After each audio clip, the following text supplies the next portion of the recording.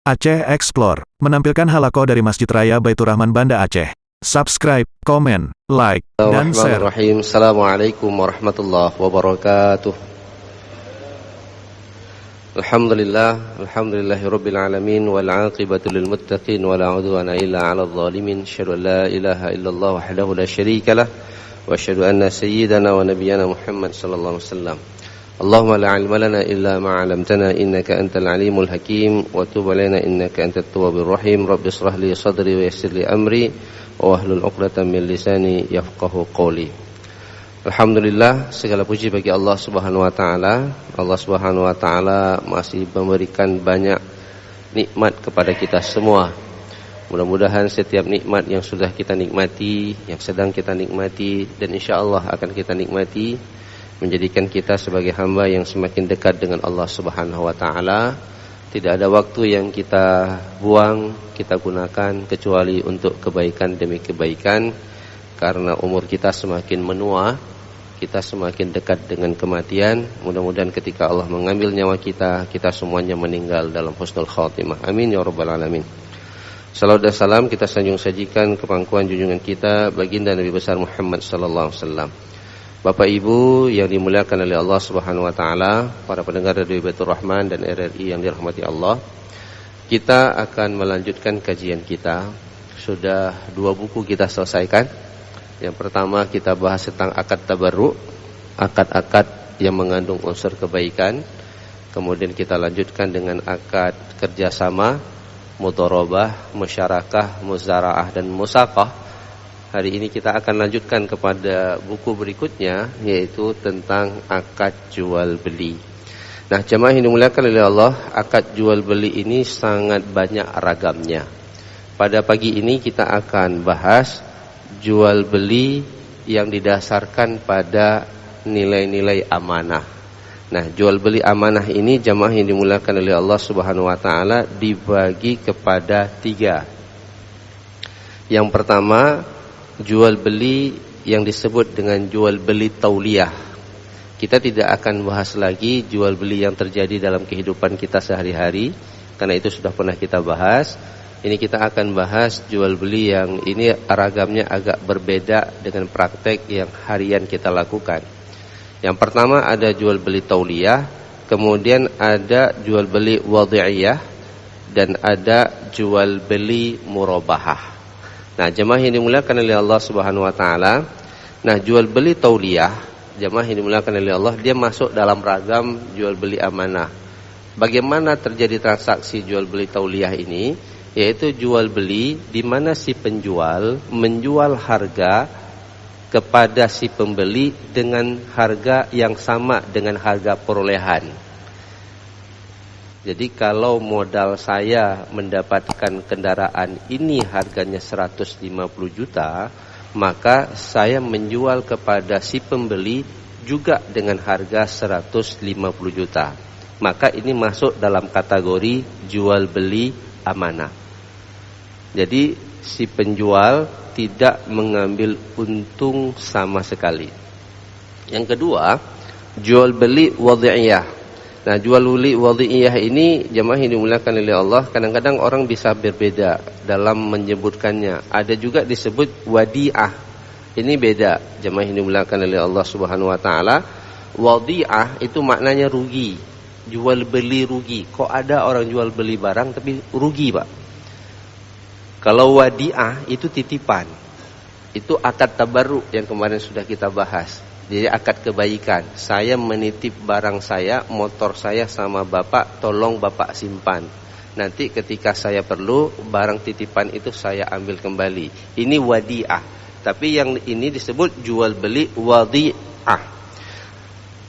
Pertanyaannya, bagaimana jual beli rugi? Saya beli kendaraan 150 juta. Lalu kemudian saya jual kepada Bapak 120 juta. Rugi kan? Rugi 30 juta. Dan ini berbeda dengan makna jual beli itu sendiri, bahwa jual beli itu modus operandinya adalah untuk mencari keuntungan. Nah, jemaah yang dimuliakan oleh Allah, jual beli tauliyah dengan jual beli wadi'ah ini hari ini juga terjadi. Kapan dia? Nah, misalnya ada program cuci gudang. Nah, itu kan. Itu kan sudah masuk ke dalam, supaya saya nggak rugi lagi. Ini barang pun nggak dibeli, maka saya jual dengan harga perolehan. Ataupun supaya saya nggak rugi jauh kali, saya turunkan harga di bawah harga pasar. Pokoknya barangnya habis, berputar barangnya. Itu yang disebut dengan jual beli amanah. Jadi jual beli tauliyah dan wadi'ah. Nah, sekarang yang ketiga, ini yang hari ini dipraktek. Ini nggak terjadi di dalam transaksi lembaga keuangan syariah. Nah, yang terjadi, yang diambil dalam transaksi lembaga keuangan syariah adalah jual beli murabahah. Nah, jamaah yang dimuliakan oleh Allah, kenapa ini jual beli murabahah ini masuk dalam ragam jual beli amanah?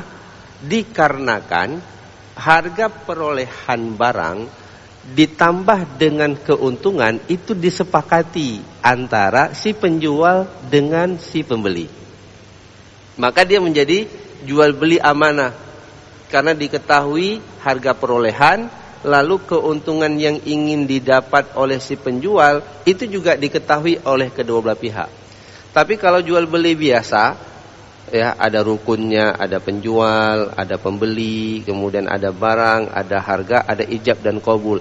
Kita biasanya tidak tahu berapa keuntungan yang diambil oleh pedagang tersebut. Maka ini jual beli yang berlaku secara umum. Dulu pernah kita bahas bagaimana menentukan keuntungan. Apakah keuntungan itu kita ikut harga pasar, apakah keuntungan itu 100-200%, ataupun kemudian keuntungan 30%. Jamaah ini dimuliakan oleh Allah, para ulama berbeda pandangan. Wahbah Zuhaili mengatakan bahwa keuntungan itu boleh diambil paling banyak itu 30%. Tapi hanya pendapat Wahbah Zuhaili dalam kitab Al-Fiqhul Islam wa Adillatuhu. Beliau mengatakan tidak boleh mengambil laba di atas 50%. Maksimum itu 30%. Tapi kebanyakan para ulama mengatakan bahwa keuntungan itu diambil sesuai dengan harga pasar. Jadi kalau hukum pasar itu, kalau permintaan naik, harga naik, karena barang menjadi langka. Tapi kalau permintaan tidak ada, maka harga menjadi turun. Cuman jangan ada rekayasa pasar sehingga harga itu naik. Nah, jemaah yang dimuliakan oleh Allah Subhanahu wa taala, kita kembali kepada bai'ul murabahah. Bai'ul murabahah huwa bai'u bimisli tsaman awal ma'a ziyadati ribhi.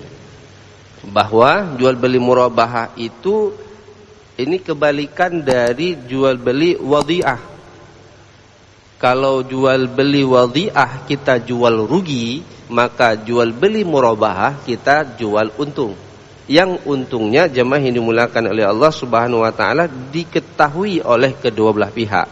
Jadi huwa bai'u bimisli tsaman awal, yaitu jual beli dengan harga perolehan yang pertama disertai ma'aziyat ribhi, disertai dengan tambahan keuntungan.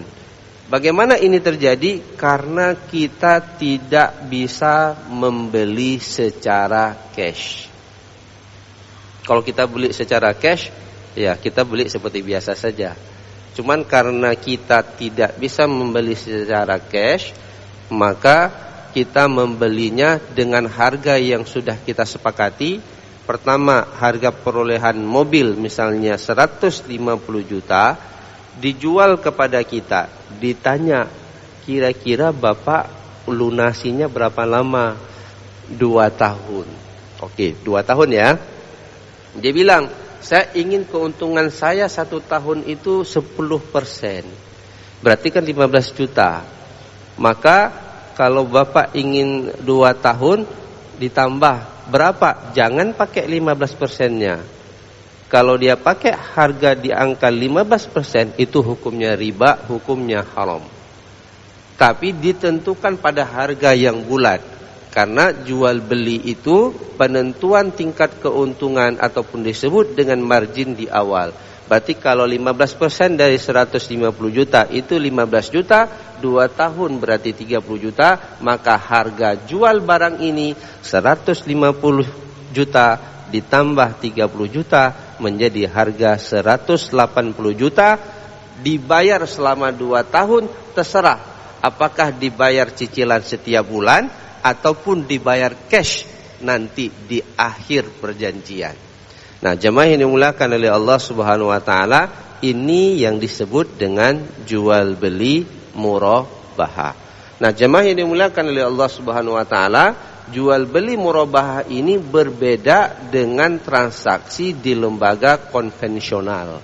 Kalau konvensional yang kita pinjam itu uang, bukan barang. Jadi tidak ada underlying asset. Yang terjadi dalam jual beli murabahah, ada barang, ada penjual, ada pembeli, ada uangnya, ada ijab dan qabulnya. Kalau terjadi dalam transaksi konvensional, mungkin harganya sama juga, Pak. Kita ngambil uang 150 juta, gitu kan? 150 juta di bank konven. Mereka nak tanya, Bapak mau pakai untuk apa? Di bank syariah, mereka akan tanya, Bapak mau beli apa? Saya mau beli barang. Kalau Bapak mau beli barang, barangnya barang apa? Oh, kendaraan. Jenis mobilnya apa?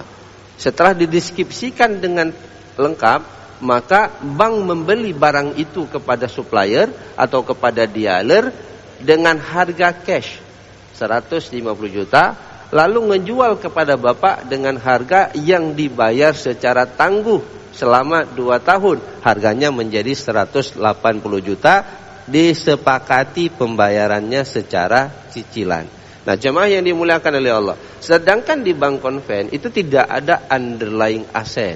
Itu yang jadi kemudian bukan jual beli terhadap barang, lebih kepada pinjam meminjam uang yang kemudian diminta keuntungan 15%, hukumnya menjadi haram.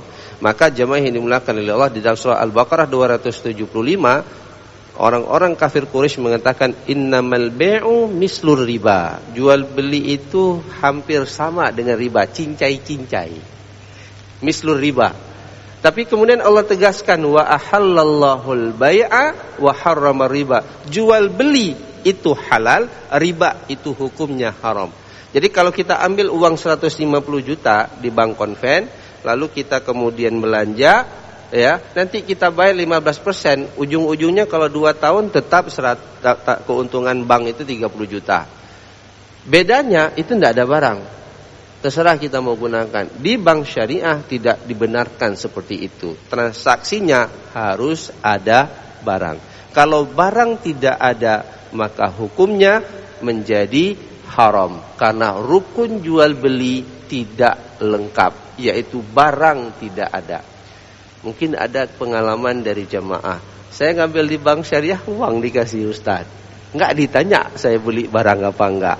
Ini banyak kejadiannya. Ini rukun akad yang dilakukan tidak lengkap, maka rukunnya tidak lengkap, hukumnya menjadi batal.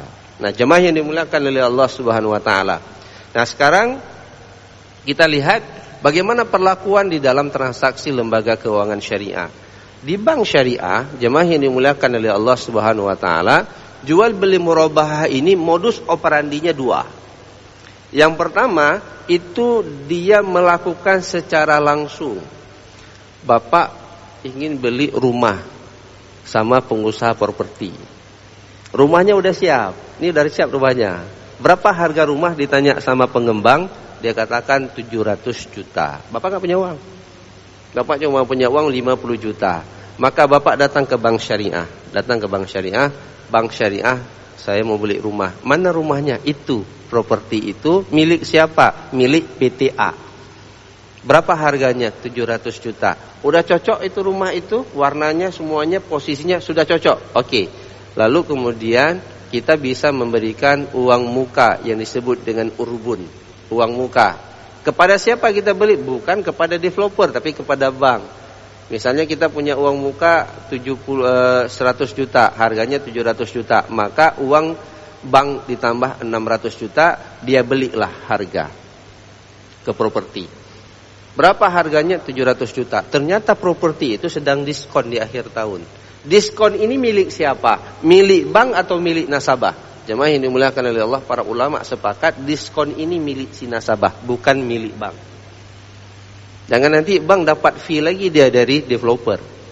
Jadi ketika dia beli ada diskon 50 juta, ribat ya, ataupun ya apa istilahnya uang beli balikin itu ya, take home apa istilahnya, cashback. Maka bank karena dia jual beli amanah harus dia tulis di akad harga perolehannya bukan 650 juta. Cashback itu milik si nasabah karena nasabah yang minta untuk membeli barang tersebut. Ditambah dengan keuntungan bank. Berapa keuntungan bank? Oh 100 juta. Tulis 650 juta, margin keuntungan 100 juta, harga 750 juta. Nah, jamaah yang dimuliakan adalah disepakati berapa lama masa pembayaran. Rumah itu dibeli oleh bank dengan harga 650 juta, dijual kepada nasabah 750 juta. Pertanyaan berikutnya, rumah itu milik siapa sekarang? Milik nasabah, bukan milik bank.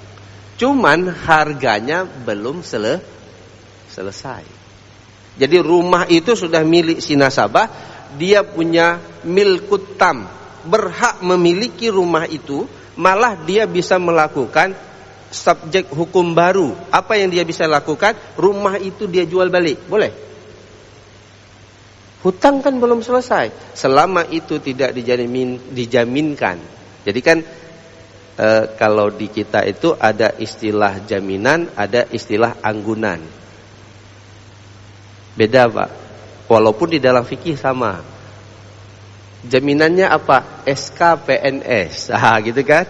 Karena gajinya dipotong. Jadi jaminan itu adalah kemampuan bayar si nasabah kepada bank. Dia buat jaminannya. Apa jaminannya? SKPNS. Gajinya langsung dipotong sama bendahara. Ini dalam praktek Undang-Undang Perdata di Indonesia. Kalau dalam fikih itu jaminan dengan anggunan sama maknanya.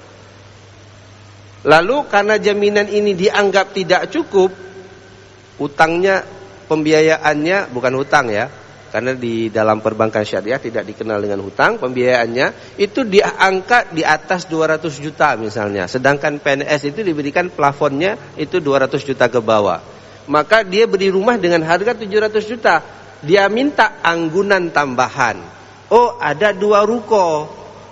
Sertifikatnya itu disekolahkan. Dikasih ke bank.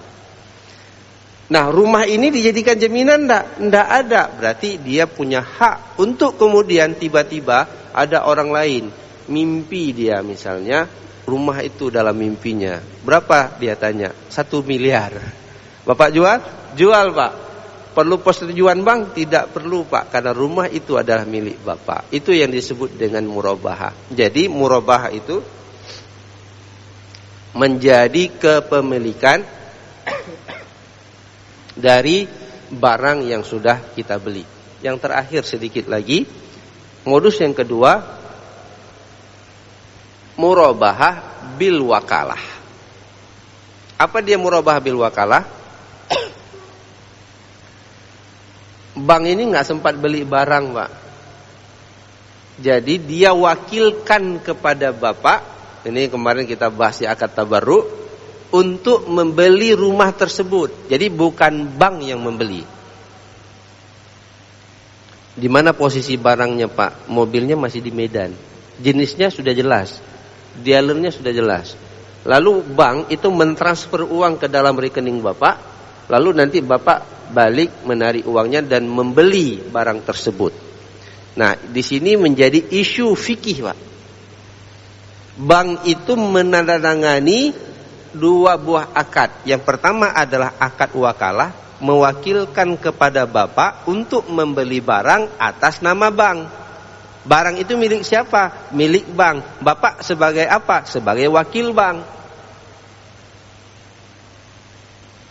Tidak boleh bank kemudian menjual barang itu sebelum barangnya ada. Kan gitu. Kalau dia menjual barang itu, barangnya tidak ada baru diwakilkan, berarti jual beli murabahah ataupun jual beli, rukun jual beli tidak terpenuhi adanya barang. Nah, jemaah yang dimuliakan oleh Allah Subhanahu wa taala, ini yang kemudian menjadi problem ketika akad jual beli murabahah ditambah dengan akad baru perikatan wakalah yang sering terjadi sekarang saya kasih uang kepada bapak beli kebun. Kebunnya di mana? Di Subulus Salam, Aceh Singkil. Kan jauh pak, nggak mungkin kan orang bang datang beli ke sana, maka uangnya ditransfer. Pada saat yang bersamaan bapak belum berangkat ke sana, bapak tanda tangan murabahah. Karena kenapa? Pencatatan bank itu diakui pada hari itu ketika uang ditransfer.